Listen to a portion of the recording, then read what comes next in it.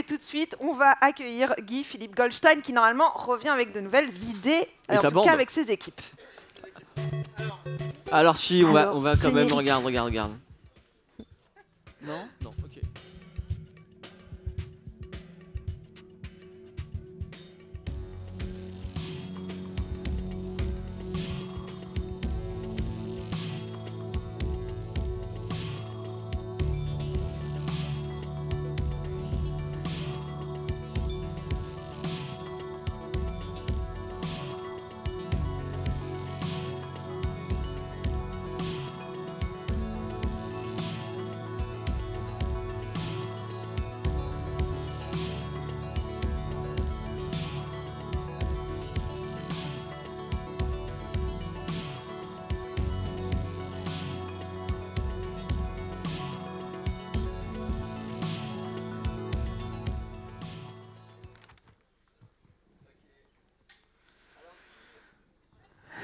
Oui.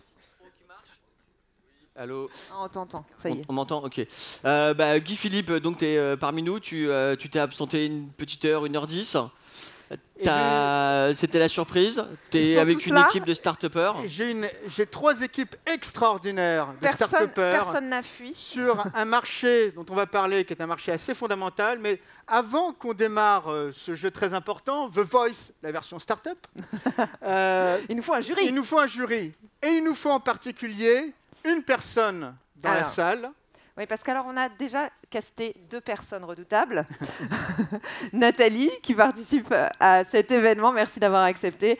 Et Sharon, que l'on a vu tout à l'heure sur scène, merci d'être là. Il nous faut maintenant un financier, quelqu'un vraiment très axé business pour être dans le jury. Est-ce que quelqu'un serait partant? Pas besoin d'être riche, juste d'aimer l'argent. Juste d'être un peu dur, tu vois, en disant « ouais, non, ça va pas, ça ne se finance pas ». Qui est partant? Allez, juste une personne. Ouais, oui, merci. Voilà, votre prénom, s'il vous plaît? Allez, Léa, est-ce que tu peux nous rejoindre, s'il te plaît, devant? Comme ça va être parfait. Et donc, le principe, c'est que vous allez avoir devant vous des startups qui vont venir expliquer leur idée. Et vous allez pouvoir toujours participer. Je le rappelle pour ceux qui nous rejoignent, toujours pareil. Slido.com. Vous tapez ça dans votre navigateur d'Internet. Et vous allez taper également hashtag la postale. Et vous pouvez communiquer comme ça avec nous, puisque nous, on voit tout ce que vous écrivez, même les gentils commentaires sur nous. On n'en a pas eu beaucoup. Donc voilà. Donc maintenant, Guy-Philippe, on te laisse pitcher un peu les idées. Oui. Et le jury va intervenir autant que le public. Alors. Absolument, exactement. Alors, on a face à nous un marché assez important, c'est les personnes qui sont dans l'audience, face à un problème business assez fondamental, qui est celui de l'exploitation de l'espace par le grand public. Et ça va être la base de notre compétition. Et pour essayer de comprendre donc qu'est-ce qui va plaire à ce marché, on a 3 grands segments.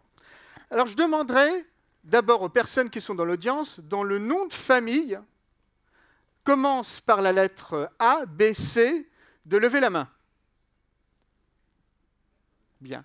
Alors, toutes ces personnes-là, vous êtes des activistes. À savoir que pour vous, quand vous regardez une idée qui émerge, ce qui est très important, c'est de savoir est-ce qu'il y a une vision éthique qui est derrière. Et aussi, qu'est-ce qu'on fait de toute la donnée qui va être exploitée? Est-ce que ça va partir parfois à des fins politiques, parfois à des grands groupes dont on ne comprend pas très bien quelles sont les utilisations, etc. Donc là, vous êtes là pour réagir, pour être aux aguets. Ensuite, je vais demander à toutes les personnes dont la première lettre du nom de famille est D, E, F, G, H, I, de bien vouloir lever la main. Merci. Mesdames, messieurs, vous êtes des early adopters. Alors pour vous, lorsque vous regardez un nouveau marché, ce qui est important, c'est de voir un petit peu les aspects innovants, les aspects originaux. Évidemment, il faut aussi que ça réponde à un problème important pour vous. Ensuite, je vais demander à toutes les personnes dont, à nouveau, le nom de famille commence par la lettre J, K, L, M, N ou O, de bien vouloir lever la main. Merci, mesdames, messieurs, vous êtes des membres du grand public. Alors, vous êtes intéressés par des innovations, mais bon, qui répondraient à des problèmes qui sont importants, qui ne sont pas trop compliqués, et de préférence qui sont plutôt gratuites ou low cost. Et puis il y a une autre chose, c'est que vous aimez bien avoir, avant de vous décider, l'avis soit des early adopters, soit des activistes. Et puis je demanderai à toutes les autres personnes qui sont dans cette salle et qui n'ont pas encore levé la main, de bien vouloir lever la main. Merci. Vous êtes des venture capitalistes. Vous êtes là pour essayer d'identifier quel est le meilleur produit qui apparaîtrait au meilleur moment pour que vous fassiez des investissements. Si le timing est bon, si le projet a été développé avec une approche très focalisée, que ça ne parte pas dans tous les sens, et puis si aussi au démarrage, le projet est relativement frugal, c'est-à-dire qu'on est très économe de l'argent qu'il va utiliser. Eh bien voilà. Il y a donc le marché qui est représenté avec ces 4 segments, les activistes, les early adopters, le grand public et puis les venture cap. Et puis nous avons aussi des membres du jury. Alors, parmi nous, donc un jury important, avec d'abord mademoiselle, ou madame, pardon. Alors, si vous pouviez en 30 secondes me dire qui vous êtes et qu'est-ce que vous regardez lorsque vous étudiez un dossier d'investissement. Bonjour, donc je suis Leïla, j'ai 40 ans. Et moi, ce que je regarde dans un dossier d'investissement, c'est si l'objet de mon investissement va être utile, va être bien conçu, si mon argent va être immédiatement pragmatique, et donc si la construction est... Si l'approche est vraiment frugale et positive. Voilà, et c'est comme ça que je choisirai où investir. Super, merci beaucoup. Je vais me permettre de prendre le micro. Et si vous pouvez vous asseoir sur le panel jury, on a un panel jury. Avec nous également une autre investisseuse, une femme d'affaires assez coriace. Je vous écoute. Quels sont pour vous les grands points que vous regardez lorsque vous prenez une décision d'investissement? Donc pour moi, l'intérêt, c'est est-ce que la société va être viable sur le long terme? Est-ce qu'elle est focus sur quelque chose de bien déterminé qui va pouvoir réussir? Ou bien est-ce qu'elle risque de se perdre en route? Donc ça, ce sont vraiment des points qui sont extrêmement importants pour moi. Et vous appelez comment? Nathalie. Nathalie. Eh bien, et avec nous également, non pas un membre du jury fonds d'investissement, mais quelqu'un d'important qui va parler. Vous êtes? Je suis Julia. Ah, enchantée. Et qui êtes-vous, Julia? Alors, moi, je travaille à l'université et j'ai fait une thèse, j'ai 35 ans, 2 enfants. Que voulez-vous savoir d'autre? Alors, quand vous regardez des dossiers d'investissement ou que vous entendez parler des startups, comment ça vous fait réagir et quelles sont vos éléments que vous utilisez pour juger de ces startups?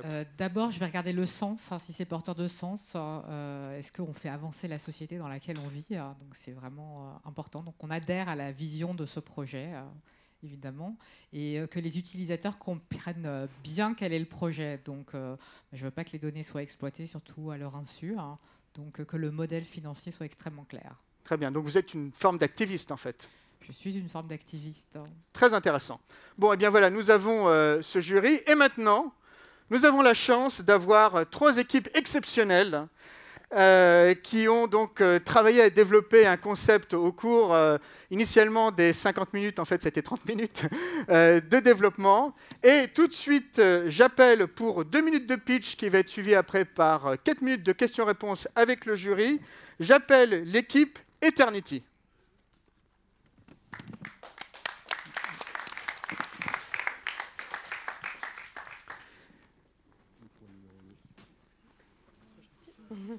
Et donc, vous avez 2 minutes, montre en main, pour pitcher votre start-up.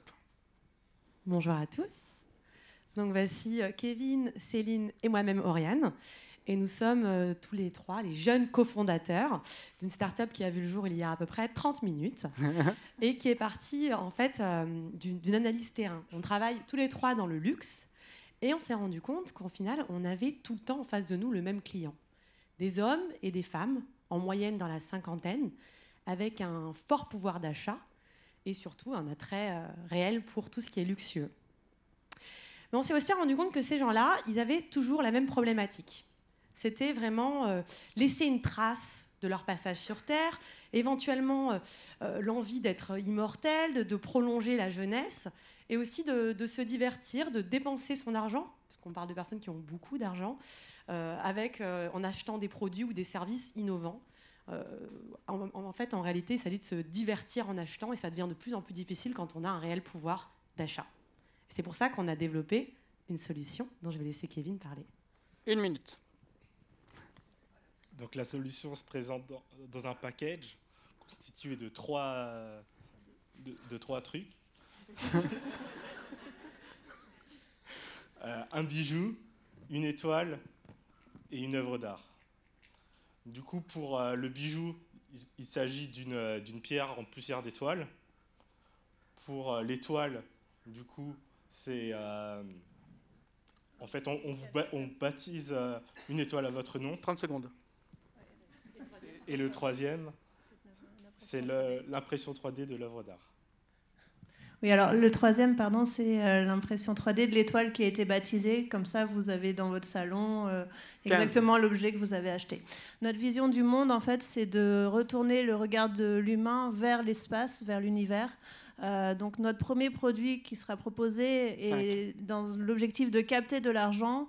Notre ambition, c'est d'envoyer l'homme dans l'espace pour faire de la recherche. Donc voilà, c'est notre premier pilier, en fait, c'est déjà de collecter cet argent en s'appuyant sur les personnes qui ont les moyens. Et après, il y aura des voyages dans l'espace, de la cosmétique dans l'espace. Voilà, il y a plein de projets qui sont portés par Eternity. Merci Eternity, bravo. Alors, tout de suite, pour 4 minutes, des questions du jury. Donc le panel. Alors peut-être une première question, oui, de la première investisseuse Nathalie. Pourquoi avoir choisi ces 3 points-là spécialement ? Le bijou, l'étoile et l'œuvre d'art. Donc en fait, notre objectif, c'est que l'humain s'intéresse à autre chose que son nombril et tourne son regard vers l'espace.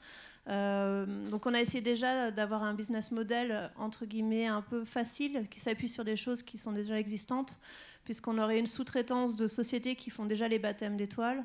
Le luxe, c'est un marché qu'on connaît et on sait qu'on pourrait avoir des partenariats sur l'achat de météorites ou de choses qui sont déjà à disposition sur la planète.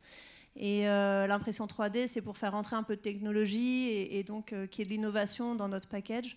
Ça, c'est ce qui va nous permettre d'avoir suffisamment de moyens pour vraiment mettre en place notre vision, qui est effectivement d'accompagner le vieillissement de toute la population, donc avec des soins cosmétiques qui innovent en utilisant ce qui vient de l'espace, et surtout peut-être faire des voyages dans l'espace pour aller vers l'éternité, donc vers l'immortalité par la suite.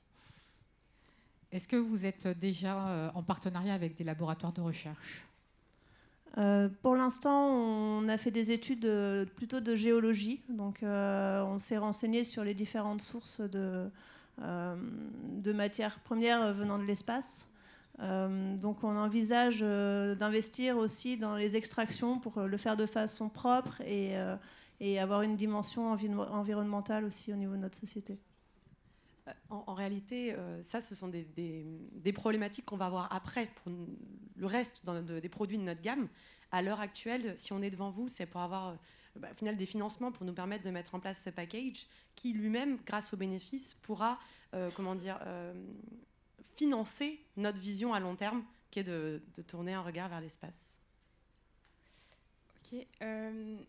Par rapport au ciblage client là, que vous réalisiez, est-ce que vous sauriez nous donner quelques chiffres sur le volume de personnes que vous toucheriez et donc du coup le ROI à 3 ans d'un business model pareil ? Les plus de 50 ans aujourd'hui, c'est plus de 30% de la population française. On n'arrête pas de le dire. La France est une nation vieillissante. Donc en réalité, avec notre produit, notre cœur de cible, c'est déjà 30% de la population. Mais en réalité, on peut s'ouvrir à une jeunesse aussi. Et à des personnes un peu plus âgées encore. Allez. Encore 1 minute. Que dire C'est un ciblage à très gros pouvoir d'achat tout de même. Oui, c'est ça. Donc, la contrainte qu'on aura, c'est qu'effectivement, il y aura quand même un seuil au niveau de l'âge, parce que bon, pour le premier package, il n'y a pas de souci. Après, quand on parlera d'aller dans l'espace, il faudra effectivement, on sera plus sur une tranche de 50-70 ans, en tout cas. On verra en fonction du progrès de la science. Mais comme il peut y avoir des problèmes cardiaques, voilà, il y a... Vous cherchez à lever combien ? Alors, pour l'instant, pour le premier, le MVP, on estime qu'il nous faudrait 2 millions. Mais effectivement, quand on va commencer à faire des études scientifiques et aller un peu plus loin dans la cosmétique, les 10 millions qui sont proposés nous semblent vraiment nécessaires à échéance de 1 ou 2 ans. Merci. Une dernière question ? Oui, la répartition des revenus, puisque une partie sert à financer la recherche. C'est extraordinaire que vous posiez cette question. C'est un point qu'on n'a pas abordé, mais qui a toute son importance. C'est très pertinent, merci. 10 secondes. En réalité, on reverse 10% des bénéfices de la vente de nos packs Eternity à la recherche, notamment pour améliorer la vie des êtres humains sur la planète, mais éventuellement en dehors de la planète. Et donc aujourd'hui, il y aurait une partie pour la R&D, une partie pour du financement d'un peu de philanthropie, et le reste serait réemployé au quotidien pour la fabrication des nouveaux produits. Merci, merci Eternity, bravo, bravo, félicitations. Et tout de suite, j'appelle la deuxième équipe, Space Odyssey, pour 2 minutes de pitch. C'est parti.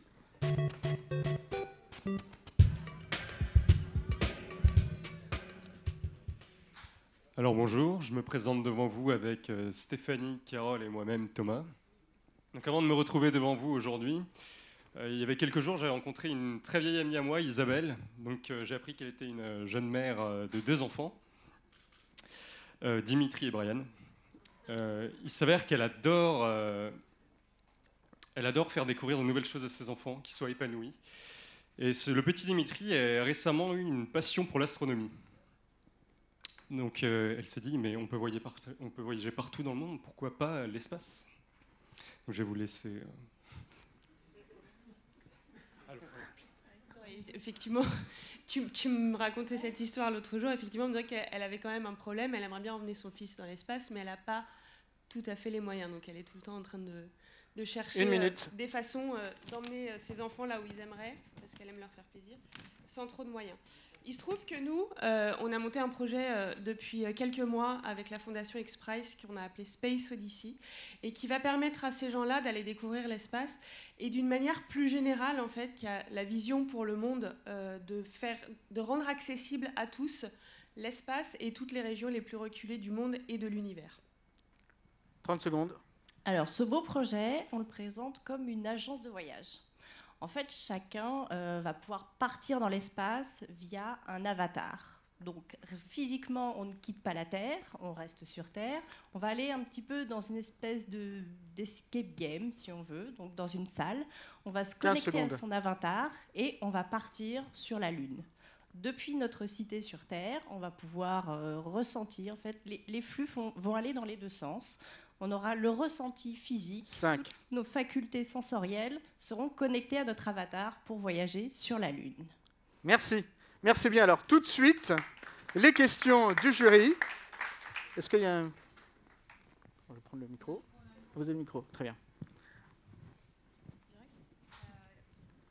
On ne connaît pas votre business model du tout. Est-ce que vous pourriez l'expliquer, s'il vous plaît ? Alors, donc, on est, comme je le disais, sur le principe d'une agence de voyage. Donc, chacun pourra acheter un séjour. Donc, ça pourra être quelques heures, quelques jours, un mois. On pourra partir en famille, on pourra partir en groupe. Donc, comme si on achetait un circuit ou un voyage dans un club. On paye selon les options qu'on peut proposer ensuite. Donc, il peut y avoir des aventures, des chasses au trésor, des voyages de groupe pour des événements spéciaux. C'est un secteur en forte concurrence, puisqu'il y a beaucoup d'expériences en réalité virtuelle, augmentée, etc. Quels sont vos éléments différenciants? Alors nous, en fait, il y a une partie de réel et une partie de virtuel. C'est-à-dire qu'on va créer une cité réelle faite de robots dans l'espace. Donc on travaille beaucoup sur la planète Pluton pour l'instant. Et potentiellement, on ira dans d'autres univers. Mais on pourra aussi se rapprocher de nous et aller au fin fond de la forêt amazonienne ou dans le désert mexicain. L'idée, c'est de créer dans ces endroits-là des cités réelles où on va voir en fait les robots qui seront connectés aux personnes réelles dans leur salle par le biais de la réalité virtuelle. Il y aura des drones qui filmeront ce que vivent les robots sur place, qui permettront d'avoir justement le ressenti absolument le plus précis possible de ce que ces robots pourraient ressentir si c'était nous. Où en êtes-vous du POC avant donc cette levée de fonds, jusqu'où êtes-vous allé du test, l'investissement sur Pluton, où on en est où? Et est-ce que vous avez testé sur une petite plateforme pour nous donner un petit échantillon de ce qu'on pourrait mettre à plus grande échelle? Alors pour commencer, en fait, la planète, c'est plus vers la fin du projet, pour le coup. Mais on a testé sur des familles qui sont portées volontaires dans des zones, donc la réalité virtuelle. On a testé la technologie au niveau des sensations, voir si ça fonctionnait bien. Pour l'instant, la plupart ont été très convaincus par ça. Donc le but, c'est de trouver l'investissement pour pouvoir approfondir ce projet et atteindre cet objectif. Alors déjà, je voudrais rappeler que Pluton n'est plus une planète. Est redevenue. Elle va, elle vient. Mais non. Mais en fait, on a créé une cité telle qu'on aimerait la créer en dehors de la Terre, en France, sur le plateau de Saclay, justement. Et du coup, les gens sont dans une maison où ils vivent virtuellement ce que vivent leurs robots avatars à 100 mètres de là, pour l'instant. Et justement, est-ce que vous auriez testé de simuler plutôt l'espace de Pluton sur Terre, plutôt que d'envoyer, de créer la cité à Pluton, sur Pluton?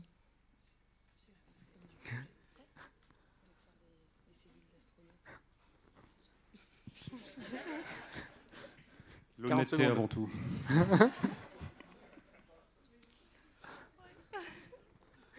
En fait, c'est ce qu'on a commencé à faire il y a 3 ans. Et effectivement, on avait recréé les conditions du réel, comme c'est le cas dans les labos de recherche d'astronomie, pour préparer les astronautes. Et donc, du coup, on a commencé un peu comme on parlait d'escape game tout à l'heure, mais on a créé cette partie-là du business il y a quelques années pour justement tester l'appétence des gens à l'espace. Donc effectivement, on a créé des cellules type astronaute, de formation d'astronautes, pour se préparer à ça. Qu'attendez-vous des investisseurs chiffrés? En termes de chiffres, on a besoin, dans un premier temps, pour recréer une cellule. En fait, on va commencer par la Lune et ensuite on ira sur Pluton quand ce sera officiellement complètement une planète. Donc on a besoin de 3 millions d'euros pour pouvoir créer ça sur la Lune. Très bien, merci. Merci Space Odyssey. Et maintenant, donc notre dernière équipe. Et après, ce qui va se passer, et c'est un petit peu le sens du jeu, c'est que le marché va voter quelle est l'entreprise qu'elle préfère être. Le jury va voter pour et va décider de son entreprise. On va voir si les deux vont coïncider et puis on va réfléchir à d'autres autres points. Alors tout de suite donc, Stellar. Bonjour très chers investisseurs. Aujourd'hui, je vais vous parler d'un besoin, le besoin de Sophie, et peut-être que vous allez vous y retrouver. Sophie est très gênée lorsqu'elle reçoit des messages privés d'amour sur son téléphone. Elle se cache pour les lire. Et est-ce que vous, jury, vous avez déjà senti cette sensation ou été à la place de Sophie? Eh bien, ça tombe très bien, car l'équipe Stellar a été capable de trouver une solution grâce à notre technologie et notre savoir-faire. Nous pensons que les téléphones, les montres portables, tout ce qui affiche des messages, c'est obsolète, c'est has-been. Aujourd'hui, l'avenir, c'est la réalité augmentée. Grâce aux lunettes de réalité augmentée, on va pouvoir afficher de l'information sur n'importe quel support. Et selon vous, quel serait le meilleur support pour afficher des notifications? Si ce n'est le ciel, les étoiles. Grâce à nos lunettes de réalité augmentée, vous allez pouvoir recevoir vos notifications et pouvoir cliquer sur les petites étoiles et pour pouvoir lire en toute discrétion vos messages d'amour. Maintenant, je vais laisser David vous expliquer notre business model. Alors, bonjour à tous. Certains d'entre vous peut-être connaissent l'histoire du Petit Prince et de la Rose. Il existe des millions de roses sur Terre, mais la sienne, elle est unique. Et bien, c'est pareil pour les étoiles. Il en existe des millions, voire des milliards, on ne sait même pas, dans l'univers, mais certaines brillent plus que d'autres. Et c'est là-dessus que se base notre business model, dans le sens où vous pouvez envoyer un message de manière simple à une étoile, à un ami, via une étoile, qui sera choisie au hasard. Ou vous pouvez choisir aussi de réserver votre étoile pour un jour, pour une semaine, pour une vie, qui sera la vôtre, celle de votre amour. Et donc c'est là-dessus que se base notre business model, la réservation d'étoiles pour envoyer des messages. Vous avez encore 10 secondes. Voilà, encore 10 secondes. Parfait. Alors, tout de suite les questions du jury. Oui, excusez-moi, je vais être un peu méchante, mais j'ai du mal à voir la cohérence entre la discrétion et le ciel. Alors, Imaginez simplement, donc vous recevez un message en communauté avec des gens autour de vous, un message d'amour, un message un peu particulier. On ne peut pas le lire comme ça discrètement. Imaginez maintenant mettre vos lunettes, simplement regarder le ciel, trouver votre étoile, trouver votre message et pouvoir le lire de manière la plus discrète possible en regardant simplement le ciel, en ouvrant un peu les yeux autour de vous, au-dessus de vous, la nuit, pour une belle soirée d'été. Voilà. Et donc ça, le côté discret, oui, il n'y a que vous qui puissiez le voir via aux lunettes de réalité augmentée. Voilà. Et vous avez fait un business model sur combien de temps? Sur 2 minutes. Non, le business model est très simple. On part sur une application connectée à un device et c'est très simple. Et du coup, vous allez recevoir une notification et avoir une information dans le ciel, donc très romantique. Hein. Et le business model, en fait, c'est via l'offre premium, vous allez pouvoir payer pour choisir une étoile pour votre bien-aimé, vos proches. Et l'idée, c'est de pouvoir en fait avoir votre petit jardin secret dans l'espace, dans l'univers, pour pouvoir lire et relire vos messages ou communiquer des informations qui n'ont pas forcément besoin d'être communiquées à l'instant T, mais plus tard, des messages secrets cachés. Voilà, c'est clairement notre position. Attends, j'ai pas bien compris. Quel device non has-been me signalait que j'avais une notif dans le ciel? Non, c'est les téléphones portables et les montres. On vous les affichent garde. des messages. Le souci, c'est que dans le métro, quand vous êtes en train de lire votre message, souvent vous avez arrête de lire mon message. Donc c'est très impersonnel et l'idée, c'est de créer une solution qui vous permet de lire vos messages. Bien en sûr, toute mais qu'est-ce qui va me discrétion. dire que j'ai un message dans le ciel? Qu'est-ce qui me prévient que j'ai un message dans le ciel? Vos lunettes de réalité augmentée. Donc vont à vous tout moment, je informer les mets. Une notification qui ne pourra D'accord. être reçue et lue que par vous. Les lunettes, il va falloir les produire. Est-ce que vous avez déjà quelque chose en fonds propres? Est-ce que vous avez déjà prévu un prototype? Vous en êtes où? Non, alors ce qui est très bien, c'est que dans notre business model, on n'a pas besoin d'investir dans de l'innovation ou dans de la recherche et des développements. On va utiliser déjà des technologies qui sont disponibles sur le marché, comme les Google Glass, par exemple, que l'on peut acheter et d'ores et déjà utiliser. Donc notre investissement est essentiellement sur le développement de l'application et pas du tout sur le device. Alors, ceci étant, vous allez avoir un gros travail d'évangélisation à faire, puisque ces technologies ne sont pas encore massivement adoptées. Hein. Donc, quelle est votre visibilité à moyen terme sur la place de ces devices? Alors, elles sont aujourd'hui très appliquées dans le B2B et elles paraissent inévitables dans le B2C. Donc, on a conscience d'être en avance sur le marché. Et d'où notre volonté, justement, de commencer à développer ces applications pour prendre les devants et pouvoir être les premiers quand les technologies seront déjà déployées au niveau du grand public. Est-ce que vous avez déjà des partenariats initiés avec des WhatsApp, Tout à fait. Avec Google. Nous sommes en discussion également avec Apple sur un projet confidentiel, je ne peux pas vous en parler. Et également avec La Poste Lab. Et on a des discussions très avancées. Ils vont bientôt prendre une décision. Donc maintenant, il faudrait savoir quelles seraient vos positions, très chers investisseurs. Ok, qu'est-ce que vous attendez de nous, du coup? Un partenariat, de l'investissement. On a besoin de 1 million d'euros pour pouvoir développer la première version de notre application. Et dans un second temps, 10 millions pour pouvoir faire un déploiement monde. Vous êtes déjà passé par une phase de bêta-test?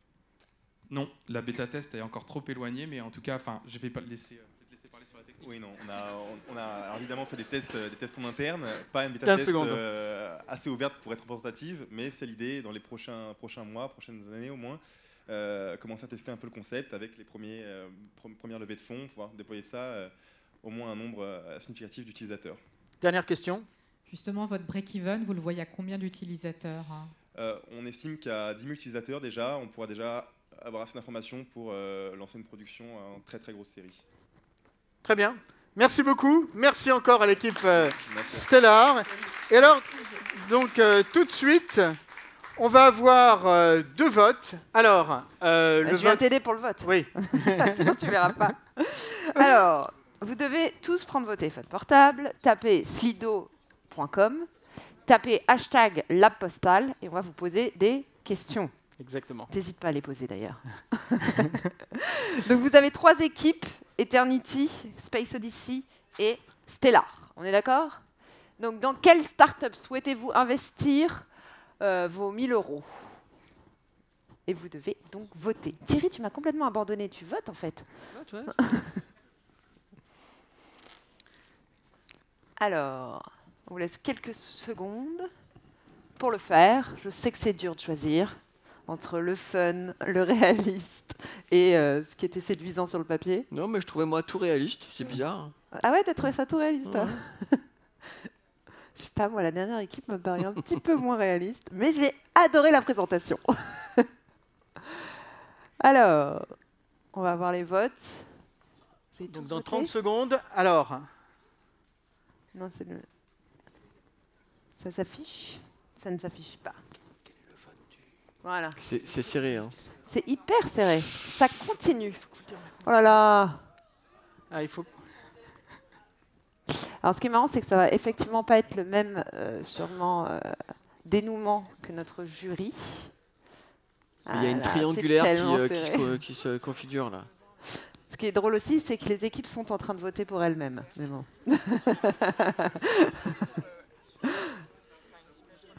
Et vous allez finir ex aequo, là. Bon, on peut pas voter plusieurs fois. Hein. C'est interdit. Bon, en tout cas, et chapeau, parce que c'était pas évident en 1 heure de créer quelque chose. Et surtout de passer comme ça, devant tout le monde, avec des questions hyper pointues. Ça rigolait pas. Il faudrait que vous décidiez là. Bon, on va arrêter les votes, parce que là, sinon, vous allez vraiment être ex aequo. Encore 5 secondes. Vas-y, 5. Non, Ouh pas là là, 20 mais secondes. ça bouge vraiment.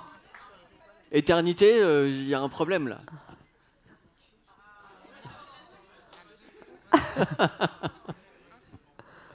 Est-ce que Voilà. le jury a tranché déjà? Guy Philippe. Ok. Bien. Alors, nous avons le vote du jury. Ok, qui alors ne stop. regarde pas le tableau, ça va Ouais. être difficile. Et on arrête les votes. On fige les votes. Clac. Ok. Alors, On n'a pas le roulement de Qui du tambour, jury on va n'a pas les s'exprimer fauteuils qui se retournent, c'est dommage. Sharon, enfin, Julia. Alors déjà, félicitations pour les 3 projets. Viens sur scène, viens sur scène. C'est mieux. Je suis timide. Ouais. Ouais, bien sûr. Comme je te crois pas. Je peux reprendre mon vrai prénom parce que j'ai oublié comment je Vas-y. m'appelais. Sharon, vas-y, dis-nous tout. Donc bravo aux 3 projets. Alors les 3 étaient pertinents, il y avait un business model. Maintenant avec mes coéquipières, c'est vrai qu'on a été très sensibles au... Je dois annoncer tout de suite maintenant. Ouais, vas-y. Oui, tout de On a suite. été très sensibles au premier projet parce qu'il répond à une problématique qu'on subit et de plus en plus, qui est le vieillissement de la population. Évidemment, il y a plein de solutions différentes, mais le fait de travailler sur la recherche dans l'espace qui pourrait améliorer la vie des personnes vieillissantes, ça nous paraît très pertinent. Donc on est impatient de voir les labos avec lesquels vous allez travailler, les résultats évidemment, vérifier qu'ils sont bien probants, mais on pense que c'est effectivement une piste prometteuse et voilà, on est prêt à investir massivement pour vous suivre sur votre très très beau projet. Et c'est le choix du public aussi. Double victoire. Bravo. Bravo. Bravo. Bon. Alors, ce qui était intéressant, c'est de voir s'il pouvait y avoir des différences entre la perception du jury et la perception du public. Ce que j'aimerais avoir maintenant, c'est en fait... Bon, tout ceci était donc un jeu. Je dois dire d'abord bravo. Ah non, ils sont pas d'accord, c'est pas un jeu, ils y vont là. Ouais, là, elles sont parties. Je dois dire d'abord bravo aux équipes, aux start-upers qui vraiment en même pas 30-35 minutes ont essayé de partir sur un concept complètement fou, à savoir l'espace pour le grand public, essayer de comprendre pour quel type de client, quel va être le problème, quelle va être la solution, quel pourrait être le business model, quelles pourraient être les visions, etc. Tout ça le faire en même pas 30 minutes, bravo. Et ce que je trouve fascinant, c'est de voir aussi, parce qu'on fait un jeu, la diversité, tout d'un coup, et l'imaginaire qui a été appelé par ces diversités, des solutions. On a eu une solution sur du luxe, on a eu une solution sur ce qui serait du voyage, de certaine façon, l'escapism grand public. On a eu une autre solution qui est une forme de moyen de communication. Donc voilà, en partant de quelque chose qui était fou, l'espace pour le grand public, on a eu tout d'un coup une diversité avec 3 petites équipes. Jeff Bezos parlerait des équipes pizza, juste réunies, en train d'être en pleine réflexion, et puis après avec des contraintes qui apparaissent tout le temps. Parce qu'initialement, la réflexion devait prendre 50 minutes, et ben ça a été raccourci à 30, crise, et ça, c'est l'élément d'incertitude qui doit toujours exister dans les wargames que l'on va faire. Et ça, c'est très important lorsqu'on fait des wargames, de mettre tout d'un coup des coups de pression auxquels on ne s'attendait pas. C'est pour ça que tu timais aussi brutalement. Bien sûr. Ouais, le point clé, c'est tout le temps créer des éléments d'incertitude pour faire émerger les idées les plus folles. Alors maintenant, dans les 3 minutes qui nous restent, moi, j'aimerais en fait...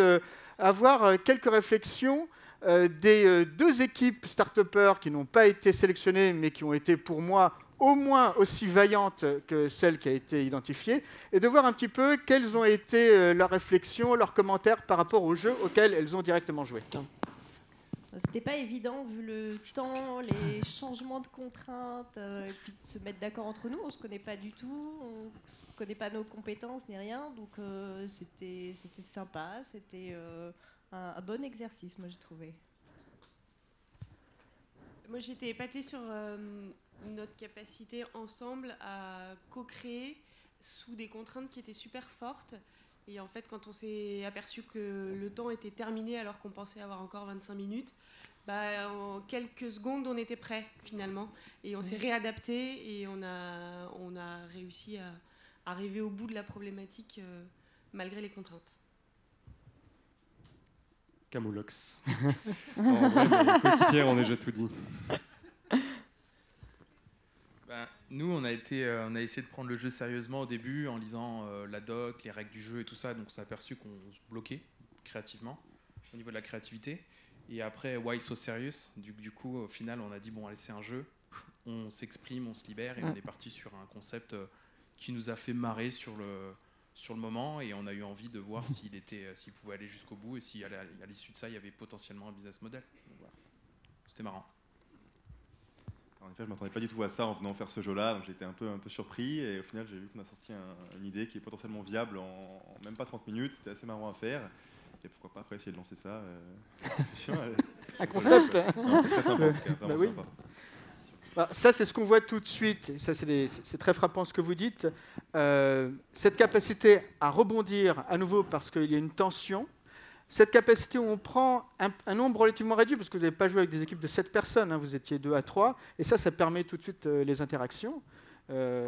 Et puis donc, comme cela a été dit, la capacité à la fois à suivre les règles et à ne pas suivre les règles. Et aussi parce que c'est un jeu, tout d'un coup, on libère la créativité. On serait dans un environnement corporate, peut-être que les choses seraient beaucoup plus délicates. Alors que là, 9 personnes, 3 idées différentes, 3 embryons d'équipes qui ont émergé, ça c'est un peu la magie du jeu. Alors peut-être certains commentaires du jury sur le jeu. Moi, je trouve l'exercice ultra intéressant, de se projeter dans les rôles, quels qu'ils soient. C'est assez fascinant de voir à quel point chacun a pu produire finalement quelque chose de très crédible. Nous, il n'y a pas une équipe qui ne nous a pas interrogés comme si on était dans un vrai contexte, quoi. Donc voilà, c'est amusant comme ça peut fonctionner très rapidement, quoi. Moi, j'ai décidé de passer de l'entrepreneuriat au VC, ça y est, c'est bon, je crois que j'ai trouvé ma vocation. Non, plus sérieusement, je suis assez bluffée de ce qu'ils ont fait. Vraiment, je ne suis pas certaine que j'aurais eu la créativité de le faire. Se mettre dans la place d'un VC, c'est assez simple. Sortir un projet comme ça, de nulle part, j'ai vraiment été bluffée.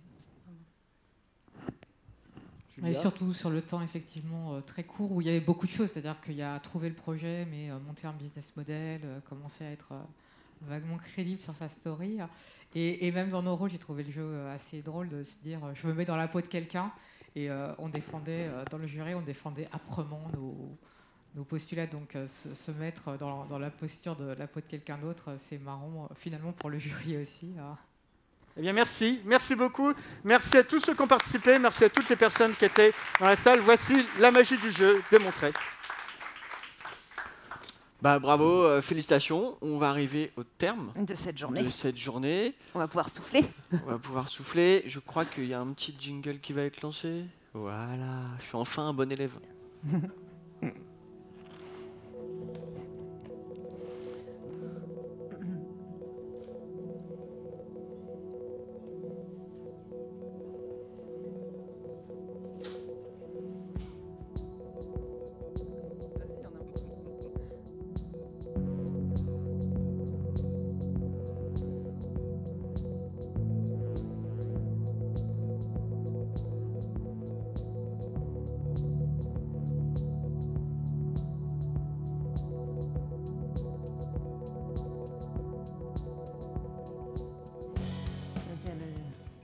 Le débrief est très très court.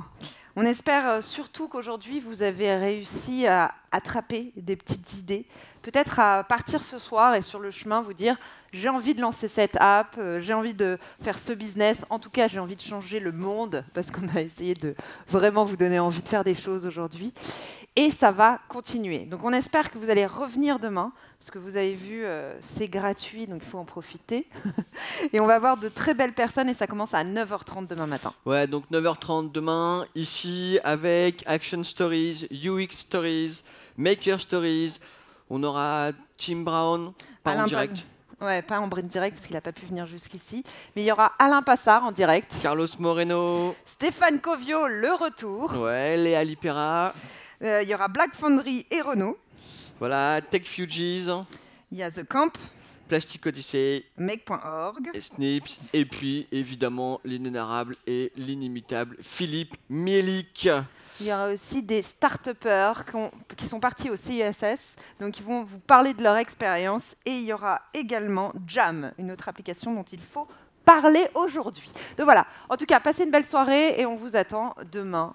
Vraiment. Merci beaucoup. Salut, à demain. Ciao.